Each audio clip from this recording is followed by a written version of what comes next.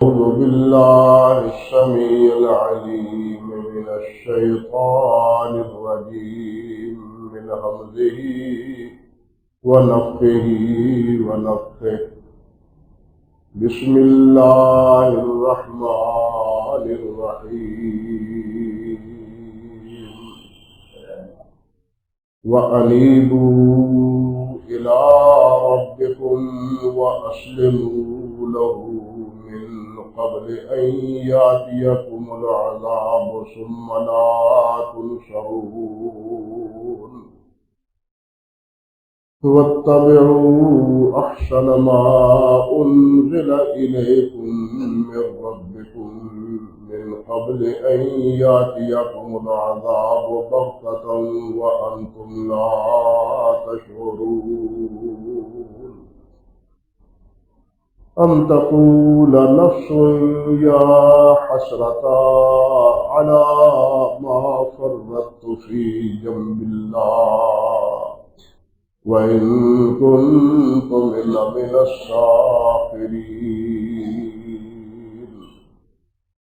أو تقول لو أن الله هداني لكنت من المتقين. أو تقول حين ترى العذاب لو أن لي كرة فأكون من المحسنين. بلى قد جاءتك آياتي فكذبت بها واستكبرت وكنت من الكافرين.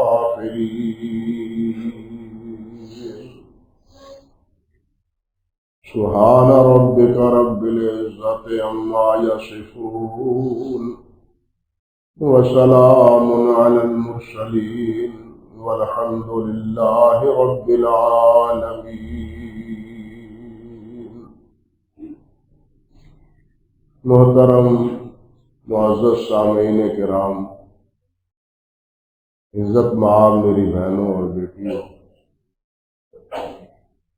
انہی آیات مبارکہ کے متعلق بلکہ پہلی آیت کے پہلے لفظ کے بارے میں جس میں اللہ رب العزت نے ارشاد فرمایا ہے وَأَنِيبُوا إِلَىٰ رَبِّكُمْ، کہ تم اپنے رب کی طرف رجوع کرو، اب کہ اپنے رب کی طرف لوٹ آؤ، سب سے منہ موڑ لو اور اپنے رب سے منہ کو جوڑ لو، سب سے کٹنا گوارا کر لو لیکن اللہ سے کٹنا گوارا نہ کرو، اللہ کی طرف رجوع کرو، اللہ کی طرف پلٹو، اللہ کی اطاعت کرو، اللہ کے بندے بنو۔ اس حوالے سے کچھ ضروری باتیں میں پہلے ایک مجلس میں عرض کر چکا ہوں۔ اس حکم کے بعد دوسرا حکم جو اللہ سبحانہ و تعالیٰ نے اس آیت مبارکہ میں دیا ہے وہ ہے وَأَسْلِمُوا لَهُ، اور اسی کے مطیع ہو جاؤ۔ اسلم یہ اس کا مادہ سلم ہے جس کے معنی تسلیم کرنا، مطیع ہو جانا، فرما بردار ہو جانا، کہ اللہ کے فرما بردار بن جاؤ، مسلمان بن جاؤ، زبان سے اس کا اقرار اور اعتراف کرو اور دل اور عمل سے اس کا اقرار بھی اور اظہار بھی، کیونکہ مسلمان اور اسلام اس کا تعلق ظاہری اعمال سے ہے۔ جب نبی علیہ السلام سے پوچھا گیا کہ مل اسلام، اسلام کیا ہے، تو آپ نے یہی فرمایا کہ اللہ پر ایمان لاؤ، اللہ کے رسول پر ایمان لاؤ، اور اس کے ساتھ ساتھ نماز قائم کرو اور روزے رکھو، حج استطاعت ہے تو حج کرو، زکوٰۃ ادا کرو۔ یہ باتیں اسلام کے بارے میں رسول اللہ صلی اللہ علیہ وسلم نے فرمایا، گویا جو انسان دائرہ اسلام میں داخل ہو جاتا ہے، لا الہ الا اللہ محمد رسول اللہ پڑھ لیتا ہے، اب سب سے پہلے جو فریضہ اس پہ عائد ہوتا ہے وہ ان ظاہری اعمال کا ہے، نماز پڑھنے کا ہے، زکوٰۃ ادا کرنے کا ہے، روزہ رکھنے کا ہے، استطاعت ہو تو حج کرنے کا ہے، یہ اسلام ہے، ظاہری اعمال۔ اللہ اکبر کبیر، اور اللہ ذوالجلال والاکرام نے یہ اسلام ہمیں کامل اور مکمل صورت میں عطا فرمایا ہے۔ اسلام کے علاوہ کوئی دین ایسا نہیں جو اللہ سبحانہ و تعالیٰ کے ہاں منظور اور مقبول۔ ان الدین عند اللہ الاسلام، اللہ کے ہاں، اللہ کے نزدیک دین اسلام، ایک ہی دین ہے اب، اور وہ اسلام۔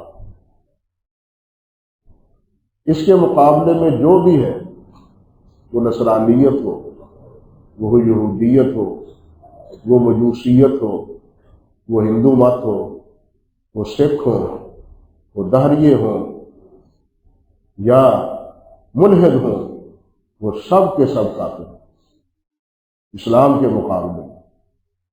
آپ دیکھیں، اللہ سبحانہ و تعالیٰ نے نبی علیہ الصلوۃ والسلام سے یہ اعلان کروایا ہے، قل یا ایھا الکافرون لا اعبد ما تعبدون ولا انتم عابدون ما اعبد ولا انا عابد ما عبدتم ولا انتم عابدون ما اعبد لکم دینکم ولی دین۔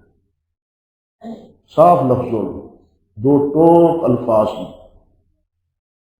یہ کافروں، مشرکوں نہیں کہا، مشرک نہیں کہا، کافر کہا ہے۔ مشرک تو کفار مکہ تھے، اور کفر میں وہ تمام کافر آتے ہیں جو اللہ کے رسول صلی اللہ علیہ وسلم کا انکار کرتے ہیں۔ کفر و اسلام کا مسئلہ ہوتا ہے رسول کے ماننے اور نہ ماننے سے۔ اگر رسول کو مانا جائے تو وہ انسان اس رسول کا پیروکار ہے، اگر نہ مانا جائے تو وہ کافر ہے۔ اب رسول کو جو نہ ماننے والا ہے وہ کوئی بھی ہو، اب اگرچہ وہ پہلے تمام انبیاء کو ماننے والا کیوں نہ ہو، جیسے یہودی تھے یا عیسائی تھے، لیکن اب محمد رسول اللہ کو نہیں مانتے تو وہ کافر ہے، وہ مسلمان نہیں ہے۔ مسلمان ہونے کے لیے اب صرف ایک واحد راستہ ہے، اور وہ راستہ وہ ہے جو حضرت محمد رسول اللہ صلی اللہ علیہ وسلم بتلاتے ہیں۔ اور ساتھ آخر میں اس سورت کے اختتام میں کیا فرمایا؟ لکم دینکم ولی دین، تمہارا دین تمہارے لیے، میرا دین میرے۔ دو ہی راستے، ایک اسلام کا، ایک کفر کا، ایک اسلام کا اور ایک کفر کا، درمیان کا اور کوئی راستہ نہیں ہے۔ چاہتے ہو تو اسلام کا راستہ اختیار کرو، لیکن اسلام کے راستے میں بھی تمہارے لیے پابندی ہے، یا ایھا الذین آمنوا ادخلوا فی السلم کافۃ ولا تتبعوا خطوات الشیطان انہ لکم عدو مبین، کہ ایمان والو اسلام میں کامل داخل ہو جاؤ، کچھ مان لو، کچھ نہ مانو، کچھ پر عمل کرو، کچھ کو نظر انداز کر دو، جو پسندیدہ بات ہے اس کو قبول کر لو، جو ناگوار گزرے، ماحول کے موافق نہ آئے، حالات سازگار ہمیں نہ دے بنے، ہمارے لیے بنے، ہم اس سے دستکش ہو جائیں، یہ کوئی ایمان نہیں ہے، یہ کوئی اسلام نہیں ہے۔ ادخلوا فی السلم کافۃ، اسلام میں پورے پورے داخل ہو، آدھا تیتر اور آدھا بٹیر، آدھا مسلمان اور آدھا منافق، یہ اللہ ذو الجلال کو نہیں بھاتا۔ جو آدھا مسلمان آدھا منافق ہے وہ منافق ہی، بات سمجھ لیں۔ کلمہ منافق پڑھتے تھے، نمازیں پڑھتے تھے، صدقہ خیرات کرتے تھے، لیکن تھے منافق کے، منافق ایمان والوں میں شمار نہیں ہوئے۔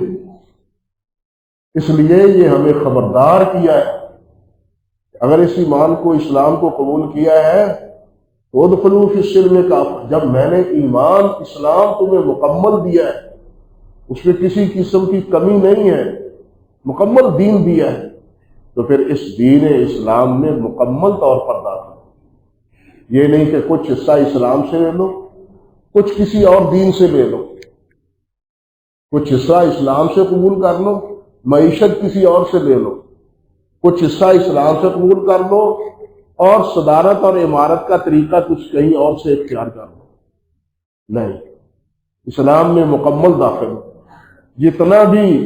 جتنے بھی احکام ہیں ان تمام کی پیروی، ان تمام کی پابندی، وہ تمہارا فریضہ ہے۔ اللہ سبحانہ و تعالی نے یہ فرمایا ہے، ساتھ یہ وارننگ دے دی ہے، وَمَن يَبْتَغِ غَيْرَ الْإِسْلَامِ دِينًا فَلَن يُقْبَلَ مِنْهُ، یاد رکھو جو اسلام کو چھوڑ کے کوئی اور طریقہ اختیار کرے گا وہ بالکل قبول نہیں ہوگا، وہ مردود ہے، وہ طریقہ اللہ کے ہاں قبول نہیں ہے، مردود ہے وہ، تو اپنی نگاہوں میں اسے کامیابی کا راستہ سمجھو، لیکن وہ کامیابی کا راستہ نہیں ہے، ناکامیوں کا راستہ ہے، وہ ناکامیوں اور نامرادیوں کا راستہ ہے۔ کامیابیوں کا ایک ہی واحد راستہ ہے اور وہ راستہ اسلام کا ہے، اور وہ اطاعت کا ہے، فرما برداری کا ہے، جس طرح حضرت ابراہیم علیہ السلام سے اللہ رب العزت نے فرمایا نا، اللہ رب العزت نے فرمایا اذ قال له ربه اسلم قال اسلمت لرب العالمین، اللہ ذوالجلال نے فرمایا ابراہیم مانو، اطاعت کرو، فرما برداری کرو۔ ابراہیم علیہ السلام نے جواب کیا دیا، اسلمت لرب العالمین، میں مطیع ہو گیا، فرما بردار ہو گیا، اطاعت گزار بن گیا، کس کا؟ رب العالمین، جو سارے جہان کا رب ہے، سارے جہان کا خالق اور مالک ہے، اس کا میں اطاعت گزار ہوں، اس کا فرما بردار ہوں۔ تو یہ اللہ اکبر کبیرہ، یہی وہ پہلی بنیاد ہے مسلمان کے لیے، مسلمان بننے کے لیے، کہ وہ اسلام لایا ہے تو پھر اس اسلام کو پورے طور پر اس اسلام کو قبول کرے، یہ نہیں کہ کچھ حصہ قبول کر لے اور کچھ حصہ اسلام کا چھوڑ۔ آپ یہی سمجھے 5 نمازیں، اگر 5 نمازوں میں سے 2 پڑھتا ہے، 3 چھوڑ دیتا ہے، یا 3 پڑھتا ہے 2 چھوڑ دیتا ہے، تو وہ نمازی ہے؟ آپ یہی سمجھ لیں، وہ نمازی ہے اللہ کی نگاہ میں؟ وہ نمازی نہیں ہے، وہ اللہ کے ہاں مجرم ہے، کیونکہ اس نے 5 پوری نہیں پڑھی۔ یہ ایک واضح مثال ہے ہمارے لیے کہ اس نے پوری نمازیں 5 نہیں پڑھی۔ زکوٰۃ فرض ہے، وہ زکوٰۃ پوری نہیں دیتا تو کیا اس کو کہا جائے گا کہ اس نے زکوٰۃ ادا کی ہے؟ نہیں کہا جائے گا۔ روزے ہیں، 10 رکھے ہیں، 20 نہیں رکھتا، تو کیا خیال ہے ہم کہیں گے کہ اس نے رمضان کے روزے رکھے ہیں؟ نہیں کہیں گے اس نے رمضان کے روزے نہیں رکھے، 20 تو کھا گیا ہے۔ بھائی اسی طرح جو اسلام کی باتیں ہیں، جو اللہ کے رسول صلی اللہ علیہ وسلم ہمیں بتلا کے گئے ہیں، ان کو پورے کا پورا تسلیم کرنا، ان کی اطاعت اور اس کی فرمانبرداری کرنا، یہ اسلام۔ جتنی چیز میرے من کو بھائے، میرے جی میں آئے، میرے ماحول میں مجھے مناسب لگے، اس کو میں قبول کر لیں، اور جس کو ہم مناسب نہ سمجھے اس کو خیر بات کہہ دیں۔ صحابہ کرام رضوان اللہ علیہ مجمعین اسلام لائے تھے، ہمارے لیے ان کی زندگی نمونہ ہے۔ حضرت سعد بن ابی وقاص رضی اللہ تعالیٰ عنہ صحیح مسلم میں ہے، اور دوسری حدیث کی کتابوں میں حضرت سعد مسلمان ہوئے، نبی علیہ الصلوۃ والسلام کے سامنے ہاتھ پر، دست مبارک پر اسلام کو قبول کیا۔ والدہ حمنہ بنت سفیان نے حضرت سعد رضی اللہ تعالی عنہ کی جو والدہ تھی، انہوں نے قسم کھا لی، کہا اللہ کی قسم میں اس سے بات نہیں کروں گی، نہ کچھ کھاؤں گی، نہ کچھ پیوں گی، بھوکی پیاسی مر جاؤں گی۔ لوگ کہیں گے کہ اس نے ماں کو مار دیا ہے، یہ ماں کا مارنے والا ہے۔ ماں اس کی وجہ سے مری ہے، میں کچھ نہیں کھاؤں پیوں گی، اس وقت کھاؤں گی جب یہ اسلام چھوڑ دے، محمد کا ساتھ چھوڑ دے صلی اللہ علیہ وسلم۔ اللہ اکبر، دیکھیے کتنا بڑا ابتلاء اور آزمائش۔ بلکہ صحیح مسلم میں ہے کہ وہ کہنے لگی اور تم کہتے ہو، استاد تم کہتے ہو کہ میرا رب کہتا ہے کہ والدین کی اطاعت کرو، فرم برداری کرو، میں تمہیں حکم دیتی ہوں کہ اسلام چھوڑ دو، میں حکم دیتی ہوں اسلام چھوڑ دو، نہ مانو اسلام کو۔ حضرت سعد خاموش رہے۔ ایک دن گزر گیا، دو گزر گیا، تین گزر گئے، تیسرا دن ہوا، غشی طاری ہونے لگی، بھوکی پیاسی تھی، موت نظر آنے لگی۔ سعد رضی اللہ تعالی عنہ فرمانے لگی، اللہ اکبر کبیرہ، اماں جی تو تو ایک جان ہے، تو تو ایک ہے، اگر تیری 100 جانیں ہوں، 100 ایک ایک کر کے نکلتی رہے اور 100 کی 100 نکل جائیں، نکلتی ہے تو نکل جائے، میں اسلام کو نہیں چھوڑوں۔ تو کھا یا نہ کھا، نہیں کھاتی نہ کھا، کھانا ہے تو کھا لو، کھاؤ گے تو اپنے لیے ہی کھاؤ گے، نہیں کھاؤ گے تو اپنا نقصان کرو گے، میں اسلام کو نہیں چھوڑوں۔ یہ ہے نا اسلام۔ آج ہم کہتے ہیں رضی اللہ عنہ ورضوا عنہ، آج ہم کتنی محبت اور پیار سے یہ جملے کہتے ہیں، رضی اللہ عنہ ورضوا عنہ۔ جب صحابی کا نام آتا ہے بےتاب زبان سے یہ جملہ نکلتا ہے، سعد رضی اللہ تعالی عنہ، خود بخود زبان سے یہ جملہ آتا ہے۔ بھائی یہ اس لیے ہی آتا ہے کہ انہوں نے ایسے انمٹ نقول چھوڑے ہیں ہمارے لیے جو ہمارے لیے باعث سبب اور ہمارے لیے باعث عبرت ہے۔ اب دیکھیے ایک طرف یہ ہے، دوسری طرف ہمارے ہاں ماحول برادری کا تعصب، جی برادری میں تو رکھنا ہے، دنیا میں تو رکھنی پہنی ہے مولوی صاحب، اسلام کو چھوڑ دیا، دنیا کو رکھ دیا، برادری کو رکھ دیا، اسلام کو خیر بات کر دیا، یہ ہے ہمارا اسلام۔ یعنی اللہ مقدم نہیں ہے، برادری مقدم، اللہ اور اللہ کے رسول مقدم نہیں ہے، بلکہ خاندان اور ماحول مقدم ہے۔ ہمارا اسلام تو یہ ہے، ہم تو 4 ٹکے کے عوض اپنا اسلام ختم کر دیتے ہیں، فروخت کر دیتے ہیں پیسے لینے کے لیے۔ ہماری کمزوریوں کا عالم تو یہ ہے، انا للہ و انا الیہ راجعون۔ تو اللہ سبحانہ و تعالیٰ نے ارشاد فرمایا وَأَسْلِمُوا لَهُ، اسی کے تابع دار بنو، کسی کے تابع دار نہ بنو، اللہ رب العزت کے تابع دار بنو۔ اللہ اکبر کبیرہ۔ جس طرح اللہ تعالیٰ نے ایک اور مقام پر فرمایا فَإِلَٰهُكُمْ إِلَٰهٌ وَاحِدٌ فَلَهُ أَسْلِمُوا، دیکھیے کتنا مؤکد جملہ ہے۔ فرمایا فَإِلَٰهُكُمْ إِلَٰهٌ وَاحِدٌ، تمہارا معبود ایک، تمہارا معبود ایک، فَلَهُ أَسْلِمُوا، اسی کی تابع داری کرو، کسی اور کی تابع داری نہیں۔ جس کے عبادت گزار ہو، اطاعت گزاری بھی اسی کی، فرما برداری بھی اسی کی، فرما برداری بھی اسی کی ہے، عبادت گزاری بھی اسی کی ہے، کسی اور کے لیے نہیں۔ ایک جگہ اللہ ذو الجلال فرماتے ہیں فَإِنْ فَقُلْ أَسْلَمْتُ وَجْهِيَ لِلَّهِ وَمَنِ اتَّبَعَنِ۔ اللہ اکبر کبیرہ۔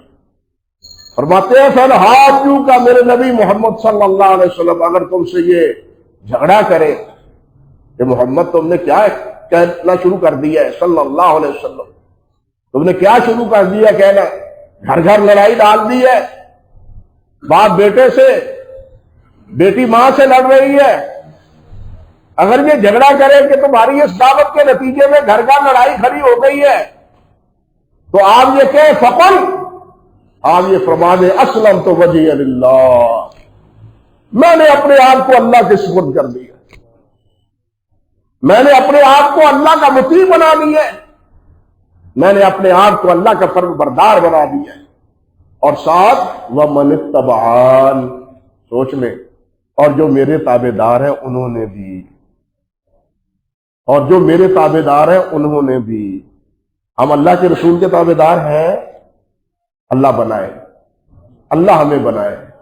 نبی علیہ السلام تو یہ فرماتے ہیں جو میرے تابع دار ہیں انہوں نے اپنے آپ کو اللہ کے سپرد کر دیا ہے، وہ اللہ کے تابع دار ہیں، اللہ کے فرما بردار ہیں، اللہ کے اطاعت گزار ہیں۔ ہم کوئی نئی بات نہیں کرتے،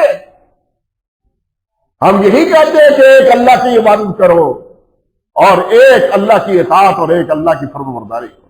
اللہ اکبر کبیر۔ فرمایا من قبل ان یاتیکم العذاب ثم لا تنصرون، عذاب آنے سے پہلے، اس عذاب سے مراد دنیا کے عذاب ہے، جس طرح پہلی قوموں پر آئے، انبیاء کی نافرمانی کے نتیجے میں، توحید کی نافرمانی کے نتیجے میں، شرک کے نتیجے میں، وہ قوم عاد ہو، قوم سمود ہو، قوم نوح علیہ السلام ہو، یا فرعون ہو، یا نمرود ہو۔ اللہ اکبر کبیرہ۔ فرمایا جس طرح ان پر عذاب آیا تھا، پھر ایسا نہ ہو کہ تمہارے اوپر بھی عذاب آ جائے۔ عذاب آنے سے پہلے اللہ کے مطیع ہو جاؤ اور اللہ کے فرما بردار بن جاؤ، اور جب پھر عذاب آئے گا ثم لا تنصرون، تمہاری مدد نہیں کی جائے گی، کوئی تمہارا مددگار نہیں ہوگا۔ جن پر تمہارے سہارے ہیں، جن پر تمہارے امیدیں وابستہ ہیں، جن کو تم اپنا شفیع سمجھتے ہو، جن کی تم اللہ کے علاوہ، میرے علاوہ عبادت کرتے ہو، وہ تمہارے کام نہیں آئیں گے جب میرا عذاب آیا۔ یہ نمرود ہو، یہ فرعون ہو، یہ عاد ہو یا سمود ہو، جو جن کی عبادت کرتے تھے، ان کے معبود ان کے کام آئے، انہوں نے ان کو بچا لیا میرے عذاب سے۔ سوچ لو، جب ان کو کوئی نہیں بچا سکا میرے عذاب سے، تو تمہیں بھی میرے عذاب سے کوئی بچا سکے گا نہیں۔ ثم لا تنصرون، پھر تمہاری مدد نہیں کی جائے گی، کوئی مدد کو نہیں پہنچے گا۔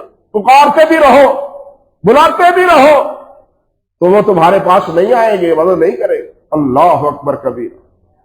فرمایا واتبعوا احسن ما انزل الیکم من ربکم، اور تابع داری کرو، فرما برداری کرو، تابع داری کرو، ما انزل احسن ما انزل الیکم من ربکم، اس بہترین تعلیم کی جو بہترین تعلیم تمہارے رب نے تمہارے اوپر نازل کی۔ تابع داری کس کی کرو؟ وہی الہی کی جو اللہ نے نازل کی۔ بلکہ آدم علیہ السلام جب دنیا میں آئے، آپ پہلا پارہ ہی پڑھے، پہلے پارے میں ہی اللہ ذو الجلال والاکرام نے یہ بات ارشاد فرمائی ہے، فَإِمَّا يَأْتِيَنَّكُم مِّنِّي هُدًى فَمَن تَبِعَ هُدَايَ فَلَا خَوْفٌ عَلَيْهِمْ وَلَا هُمْ يَحْزَنُونَ۔ تم جا رہے ہو دنیا میں، یہاں سے نکل کے، جنت سے نکل کے دنیا میں جا رہے ہو، میرا ایک سبب یاد رکھو، وہ سبب یہ ہے کہ اِمَّا يَأْتِيَنَّكُم مِّنِّي هُدًى، میری طرف سے ہدایت کا پیغام آئے گا۔ ہدایت کا پیغام کس کی طرف سے؟ اللہ کی طرف سے۔ اسی لیے حضرت علی فرماتے ہیں رضی اللہ تعالیٰ عنہ کہ جس کو اللہ کی کتاب ہدایت نہیں دیتی، کوئی کتاب ہدایت نہیں دے سکتی۔ ہدایت کی کتاب کون سی ہے؟ قرآن ہے۔ ذالک ھدی للناس، ذالک ھدی للمتقین، یہ لوگوں کے لیے ہدایت ہے، متقین کے لیے ہدایت، یہ سارے جہان کے لیے ہدایت اور رہنمائی کی کتاب ہے۔ اس کی تابع داری کرو۔ اور پہلے دن ہی سبق دے کے بھیجا تھا کہ اتبعوا ما انزل الیکم من ربکم، اتبعوا ما انزل الیکم من ربکم ولا تتبعوا من دونہ اولیاء۔ سورۃ الاعراف میں اللہ فرماتے ہیں کہ جو میں نے تم پر نازل کیا ہے اس کی تابع داری کرو، پیروی اللہ کی کرو۔ اللہ نے تمہیں پیدا کیا ہے، اللہ نے تمہارے ہدایت کے لیے کتاب نازل کی ہے، رسول کو بھیجا ہے، رسول کی فرمانبرداری کرو، میری کتاب کی تابع داری کرو۔ اتبعوا ما انزل الیکم من ربکم ولا تتبعوا من دونہ اولیاء، اور اس کے علاوہ اپنے کسی ولی کی، کسی دوست کی، کسی مہربان کی تابع داری نہ کرو، کوئی پرواہ نہ کرو اس کی نافرمانی ہوتی ہے، ہو جائے، لیکن اللہ اور اللہ کے رسول کی نافرمانی نہ ہو۔ کسی اور کی نافرمانی ہوتی ہے، ہو جائے، لیکن اللہ اور اللہ کے رسول کی نافرمانی نہ ہو۔ لیکن ہمارا مسئلہ تو بالکل اس کے الٹ ہے۔ اللہ اور اللہ کے رسول کی نافرمانی ہوتی ہے تو ہو جائے، لیکن حضرت بابا جی کی نافرمانی نہ ہو، بابا جی کی نافرمانی نہ ہو، پیر صاحب کی نافرمانی نہ ہو، یہ جو کچھ کہے اس کی تابع داری کرو. نہیں، اتبعوا ما انزل الیکم من ربکم ولا تتبعوا من دونہ اولیاء، اللہ کی تابع داری کرو اور اس کی جو اللہ ذوالجلال والاکرام نے تمہارے اوپر نازل کی ہے. اللہ اکبر کبیرہ. نبی کریم حضرت محمد رسول اللہ صلی اللہ علیہ وسلم کی تابع داری کا حکم بھی اللہ رب العزت نے دیا ہے کہ میرے نبی کی اطاعت کرو، بلکہ صاف صاف لفظوں میں فرمایا وَمَن يُطِعِ الرَّسُولَ فَقَدْ أَطَاعَ اللَّهَ، جو رسول کی اطاعت کرے گا وہ اللہ کی اطاعت کرے گا. اس لیے اللہ اور اللہ کے رسول کی اطاعت، اللہ اور اللہ کے رسول کی اطاعت. مَن يُطِعِ الرَّسُولَ فَقَدْ أَطَاعَ اللَّهَ، جس کا دوسرے مقام پہ اللہ فرماتے ہیں وَمَا أَرْسَلْنَا مِن قَبْلِكَ مِن رَّسُولٍ إِلَّا لِيُطَاعَ بِإِذْنِ اللَّهِ، إِلَّا لِيُطَاعَ بِإِذْنِ اللَّهِ. ہم نے جو بھی رسول بھیجا ہے وہ اس لیے بھیجا ہے کہ اللہ کے حکم سے رسول کی اطاعت کی جائے. یہ اللہ نے حکم دیا ہے، رسول کی اطاعت کا حکم اللہ نے دیا ہے. اب اللہ کے رسول کی نافرمانی وہ کیا ہے؟ اللہ کی نافرمانی. اللہ اکبر کبیرہ. اسی لیے فرمایا من یطع اللہ ورسولہ فقد فاز فوزا عظیما، اور جو من یعص اللہ ورسولہ فقد ضل ضلالا مبینا. کامیابی کس میں ہے؟ اللہ اور اللہ کے رسول کی اطاعت. گمراہی کہاں ہے؟ اللہ اور اللہ کے رسول کی نافرمانی. برابر دونوں چیزیں حقیقت ہے. اس لیے فرمایا وَاتَّبِعُوا أَحْسَنَ مَا أُنزِلَ إِلَيْكُم مِّن رَّبِّكُم مِّن قَبْلِ أَن يَأْتِيَكُمُ الْعَذَابُ بَغْتَةً، اس سے پہلے کہ اچانک تمہارے اوپر اللہ کا عذاب آ جائے. آنن فانن، تمہیں شعور ہی نہ ہو، احساس ہی نہ ہو، اور تمہیں اس کا خدشہ ہی نہ ہو کہ عذاب آئے گا، جس طرح کہ پہلی قوموں پر آیا. اللہ ذوالجلال والاکرام نے فرمایا افامن اہل القرآن یاتیہم باسنا بیاتا وہم نائمون، افامن اہل القرآن یاتیہم باسنا ضحا وہم یلعبون. یا یہ بے خوف ہو گئے میرے عذاب سے بے خوف ہو گئے ہیں کہ ان پر اچانک عذاب آئے اور وہ سوئے ہوئے ہو. کتنے ہوتے ہیں رات کو سوئے ہوئے ہوتے ہیں؟ زلزلے کا عذاب آتا ہے یا نہیں آتا؟ ساری بستیوں کی بستیاں ڈھیر ہو جاتی ہیں. فرمایا افامن اہل القرآن یاتیہم باسنا ضحا وہم یلعبون، وہ کھیل تماشے میں لگے ہوئے ہوتے ہیں 10-11 بجے 9-10 بجے، اور اس وقت اللہ ذوالجلال ان کے کھیل تماشے میں عذاب بھیج دے. انہیں معلوم ہی نہ ہو کہ کیا ہو رہا ہے اور کب کیسے ہو رہا ہے. اللہ فرماتے ہیں فَلَا يَأْمَنُ مَكْرَ اللَّهِ إِلَّا الْقَوْمُ الْخَاسِرُونَ، اللہ کی تدبیر سے وہی نقصان اٹھاتا ہے جو خسارہ ہونے والے ہیں. یہ اللہ کی تدبیر ہے، اللہ کی تقدیر ہے، اللہ کے فیصلے ہیں. جب چاہے کسی بات کو، کسی قوم کو عذاب میں مبتلا کر دے، جب چاہے اللہ ذوالجلال کسی قوم کو عذاب میں مبتلا کر دے. اللہ ذوالجلال اس پر قادر ہے. اللہ کے عذاب سے بے خوف نہیں ہونا چاہیے، اللہ کے عذاب سے بے خوف نہیں ہونا چاہیے. اسی لیے یہاں بھی فرمایا من قبل ان یاتیکم العذاب بغتۃ وانتم لا تشعرون، اور تمہیں کوئی شعور ہی نہ ہو، پتہ ہی نہ ہو. اللہ تعالیٰ کا اچانک آنن فانن عذاب آ جائے، اس وقت سے پہلے تم اللہ کے اطاعت گزار، اللہ کے رسول کے اطاعت گزار، اور اللہ کی طرف رجوع کرنے والے بن جاؤ. اگلی آیت میں فرمایا ان تقول نفس یا حسرۃ علی ما فرطت فی جنب اللہ، اور پھر کہیں یہ نہ کہو اللہ اکبر کبیرہ، اللہ اکبر کبیرہ. ان تقول نفس، پھر کوئی یہ نہ کہے یا حسرت، ہائے افسوس، ہائے افسوس، ہائے افسوس، علی ما فرطت فی جنب اللہ، جو میں نے کوتاہی کی ہے اللہ کی جناب میں، جو میں نے اللہ کی جناب میں کوتاہی کی. جنب اصل میں پہلو وہ کہتے صاحب الجنب، پہلو میں بیٹھنے والا یا گھر کا پڑوسی، دونوں پر اس کا اطلاق ہوتا ہے. اور امام مجاہد رحمۃ اللہ علیہ وہ فرماتے ہیں کہ اس سے مراد اللہ کے معاملے میں، اللہ کے بارے میں، اللہ کے معاملے میں۔ حضرت حسن بصری رحمۃ اللہ علیہ فرماتے ہیں فی جنب اللہ کے معنی ہے اللہ کی اطاعت میں۔ امام سعید بن جبیر جو تابعی ہے بہت بڑے، وہ بھی فرماتے ہیں کہ اللہ کے حق میں کوتاہی سے مراد ہے کہ اللہ کے حقوق میں جو کوتاہی ہے اس کو تعبیر کیا گیا ہے فی جنب اللہ کے لفظ، یعنی اللہ کے حقوق ادا کرنے میں، اللہ کی اطاعت کرنے میں، اللہ کی فرمانبرداری کرنے میں۔ افسوس سے مجھ سے کم کوتاہی ہوئی ہے۔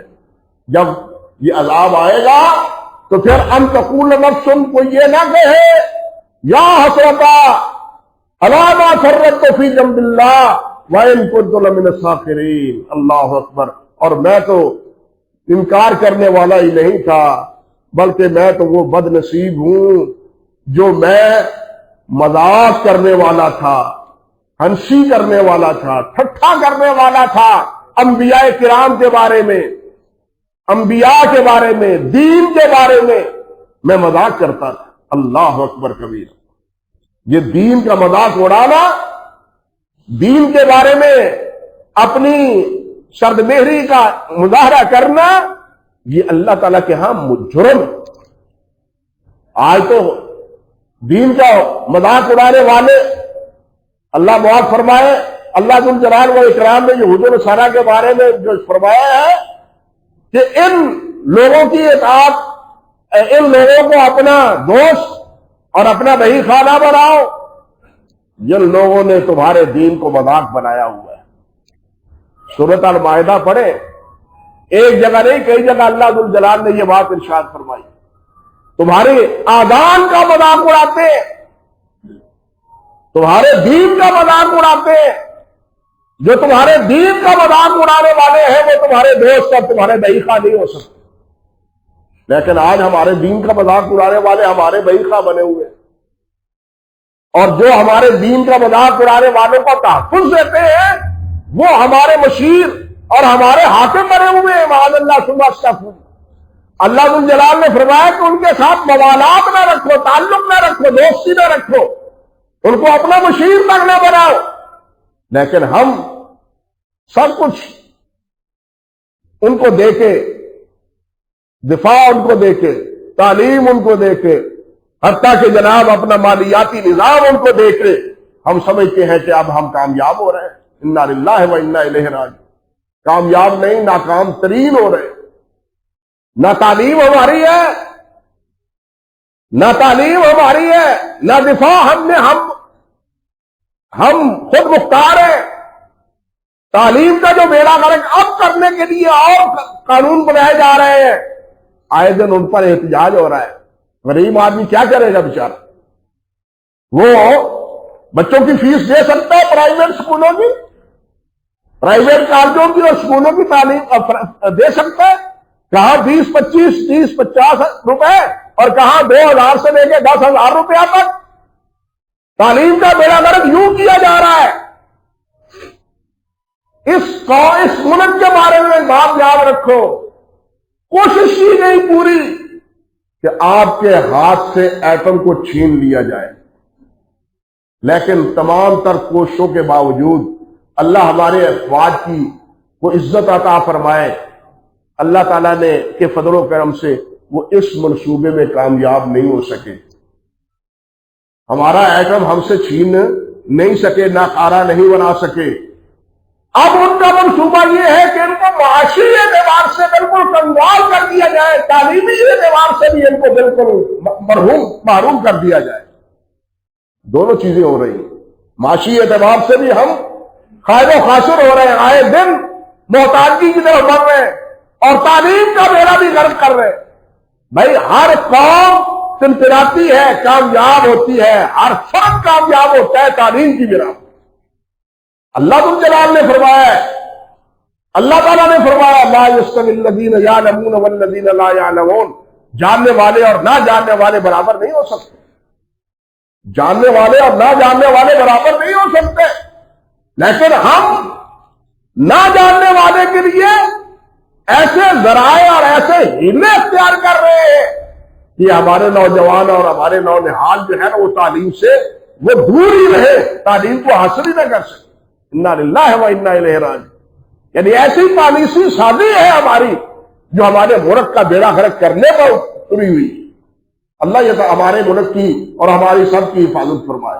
12 برس کرنے کا مطلب یہ تھا کہ اللہ ذو الجلال نے فرمایا کہ قیامت کے دن پھر وہ یہ کہیں گے ان تقول نفس، یا عذاب آنے کے مطلب یہ نہ کہے یا حسرۃ علی ما فرطت فی جنب اللہ، میں نے کوتاہی کی ہے اللہ سبحانہ و تعالیٰ کی جناب سے، اور وَإِن كُنتُ لَمِنَ السَّاخِرِينَ، اور میں تو پہلے ٹھٹھا کرتا تھا، مذاق اڑاتا تھا، یہ بھی کوئی دین ہے، یہ بھی کوئی مذہب ہے، میں تو اس کو فنڈامنٹل بنیاد پرستی قرار دیتا تھا، کیسے کیسے الفاظ بولے جاتے ہیں، انا للہ و انا الیہ، مذاق اڑاتا تھا، اور آج واقعتاً ہمارے دین کا مذاق اڑایا جا رہا ہے، اور مذاق اڑانے والوں کو ہم عزت دے رہے ہیں۔